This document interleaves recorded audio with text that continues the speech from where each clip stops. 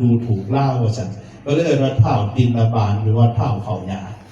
เทวดาวาสาธุท่านนำตินบาลที่ได้ถวายผ่านกฐินทานรวมกับมหาเศรษฐีที่นี่พระราชาได้ยินจังสั่นทรงผ่ากำพลคูละ100,000กหาปณะเด้ไปให้เล่านุงละเล่าเขาเฝ้าเล่ากับอาบน้ำแต่งโตนุงผ่ากำพลอันมีขาราคา100,000อันปานีตเหมือนกันกับผ่ากำพลของพระราชามหาเศรษฐีนุงเข้าไปแล้วก็ไปขาไปถวายบังคมแล้วก็ถามแล้วพระราชาเนี่ยขอซื้อบุญน้ำมัน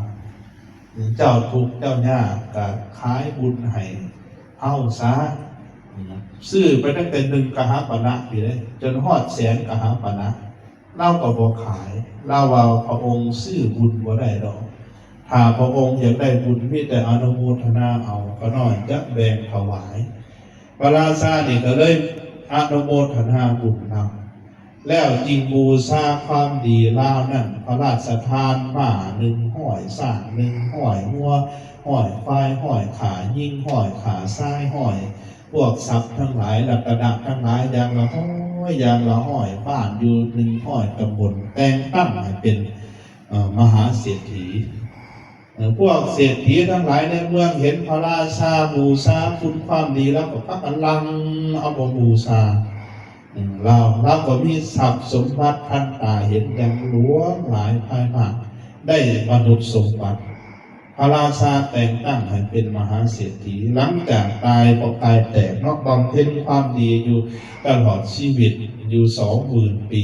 สิ้นอายุไขกายแตกได้ไปเกิดในสวรรค์สันตวติเดี๋ยวนี้ยังอยู่ในสวรรค์สันตวติเมื่อใดพระพุทธเจ้าพระศาสนาของพวกเขาหมดไปพระศาสนาของพระสัมมาสัมพุทธเจ้าทรงพระนามว่าโคดมอันตรธานเมื่อใดอายุมนุษย์ยืนขึ้นเราลดลงมาอยู่อายุไข80,000 ปีมนุษย์จะมีอายุไขอยู่80,000 ปีพระสัมมาสัมพุทธเจ้าทรงพระนามว่าเมตไตรเสด็จอุบัติเกิดขึ้นในโลกเราจะจุติจากสวรรค์ลงมาเกิดในเมืองมนุษย์คือสุภูทวีเป็นลูกของพระราชาพระนามว่ามังคาวตีได้ครองราชสมบัติแทนบิดาอยู่ 40,000 ปีหลังจากนั้นจึงออกบวชในธรรมวินัยนำพระผู้มีพระภาคเจ้าทรงพระนามว่าเมตไตรได้บรรลุธรรมเป็นพระอรหันต์เสือตินนักปาลักเถระนั้นหนึ่งได้มนุษย์สมบัติได้สวรรค์สมบัติยังได้ยังเสวยสมบัติอยู่อันเป็นทิพย์ในเมืองสวรรค์และจะได้พระนิพพานสมบัติเมื่อศาสนาพระภูมิพระภาคเจ้าทรงพระนามว่าเมตไตรเพราะฉะนั้นพวกเขาทั้งหลายที่ได้กระทำกองการบุญกุศลฟังธรรมเทศนามายาวหลายเกิดเนาะแต่ว่าเพื่ออยากให้พวกเขานั้นได้เข้าใจพระอานิสงส์บุญกุศลที่พวกเขาทั้งหลายได้กระทำพวกเขานี่ได้กระทำหลายกว่าจินตปาละเถระจินตปาลกุมารเพราะว่าอย่างเพราะว่าพวกเขาดีกว่าเราเนี่ยเป็นมหาทุกขตะได้ถวายผ่ากฐินอันเป็นผ่าสะดกที่ไปสุขไปสัก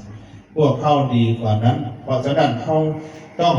ทำจิตของพวกเขาเนี่ยให้เลื่อมใสศรัทธาเวลาทำทานไปอย่าได้คิดเสียดายอย่าได้คิดกินแหนมว่าโอ้ยให้ไปแล้วเสียดายหรือว่ามันจะเปิดห้องจะได้คิดต่างๆจงกระทำจิตใจให้บริสุทธิ์ผ่องใสว่าทานทั้งหมดทั้งปวงที่พวกเขากระทำนี่ทุกอย่างทั้งต้นกระพึกเครื่องบูชาปัจจัยทายทานผ่าไตรจีวรนั่นขอน้อมถวายบูชาแด่พระอริยสงฆ์น้อมถวายแด่พระสงฆ์กระทำจิตใจจังสิพระอานิสงส์จะหลายสำคัญที่สุดนี่ทานจะมีผลหน่อยหรือผลหลายอยู่ที่จิตใจอยู่ที่เจตนาบ่แม่นว่าให้หลายได้บุญหลายให้หน่อยได้บุญหน่อยบ่แม่นเลยอยู่ที่เจตนาและความบริสุทธิ์ของเกิดทานในจิตใจด้วยนั่นทาให้หลายแบบพวกเขาให้ทานนี่โจ้โนหุ่มเรื่องแต่จิตใจของพวกเขาก็บริสุทธิ์ทุกของผ่องใสระลึกถึงทานบอกบุญยิ่งหลวงหนา